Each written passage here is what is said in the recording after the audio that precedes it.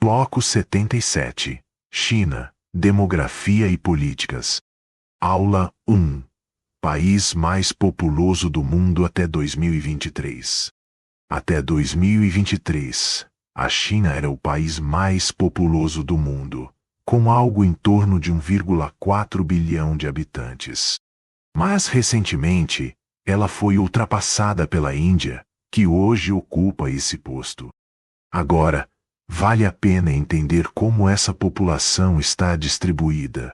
A maior parte se concentra na região leste da China, principalmente nas planícies do rio Yangtze e do Rio Amarelo, onde as condições para a agricultura, comércio e urbanização sempre foram mais favoráveis. Já o oeste do país, marcado por desertos e cadeias de montanhas, tem uma densidade populacional bem menor. Outro ponto importante: o crescimento demográfico chinês tem passado por mudanças profundas. O país enfrenta um envelhecimento acelerado e uma queda significativa na taxa de natalidade. Isso é resultado em parte da antiga política do filho único, implantada em 1979 e só flexibilizada em 2015, além de transformações sociais e econômicas. E quais são as consequências disso? Entre os principais desafios estão a redução da força de trabalho jovem, o aumento dos custos com previdência e saúde e a dificuldade de manter um crescimento econômico tão acelerado como no passado.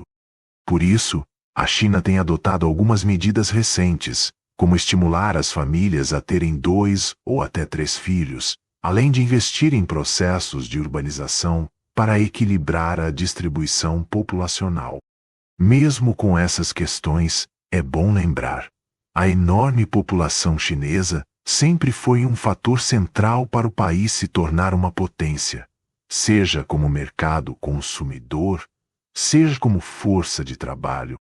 Isso ajuda a explicar o peso que a China tem hoje na economia e na política mundial. Aula 2. Política do Filho Único, 1979-2015. Agora o tema é muito importante quando estudamos a China. A política do filho único, que durou de 1979 até 2015. Olha só, no final da década de 70, a China tinha uma preocupação enorme com o crescimento populacional. O país já era muito populoso, e o governo temia que a economia não desse conta de sustentar tanta gente. Foi aí que surgiu essa medida. A maioria das famílias só podia ter um filho. Claro que existiam exceções, principalmente em áreas rurais e entre minorias étnicas, mas, no geral, quem descumprisse a regra podia sofrer multas e restrições. Por outro lado, quem obedecia tinha alguns benefícios sociais. Agora, quais foram os impactos dessa política? Primeiro, ela realmente conseguiu reduzir a taxa de natalidade. Mas com o tempo trouxe novos problemas. Um deles foi o envelhecimento da população. Com menos jovens nascendo, a proporção de idosos cresceu muito. Outro ponto delicado foi o desequilíbrio de gênero. Por causa da preferência cultural por meninos, muitas famílias optaram por não ter meninas, o que gerou um excesso de homens na sociedade. E isso tudo teve consequências econômicas também. A China começou a sentir a redução da sua força de trabalho. Menos jovens entrando no mercado, mais idosos dependendo de cuidados. E surge o que a gente chama de a lógica 4-2-1. 4 avós, 2 pais e apenas um filho responsável por sustentar todos. Diante desses efeitos, em 2015, o governo decidiu acabar com a política do filho único e permitiu que as famílias tivessem até 2 filhos, tentando reverter esse cenário. Então, vejam como uma decisão política pode transformar profundamente a estrutura demográfica de um país. E como isso se conecta a desafios que vários países enfrentam hoje, como o envelhecimento populacional e a necessidade de manter a economia ativa. Aula 3. Política dos 2 e 3 filhos.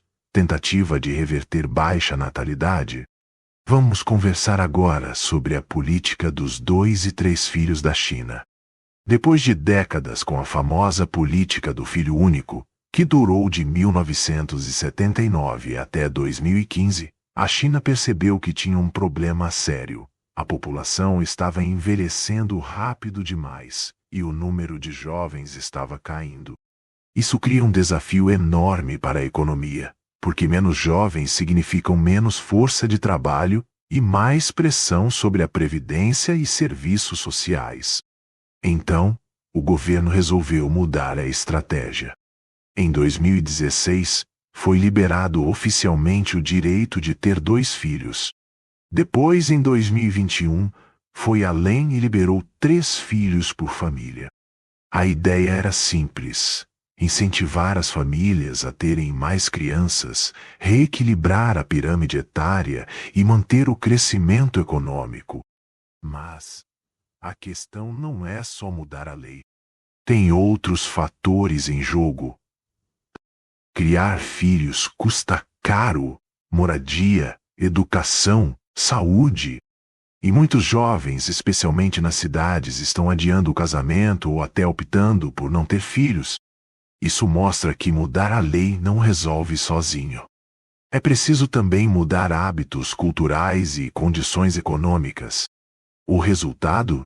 Até agora, a taxa de natalidade subiu muito pouco.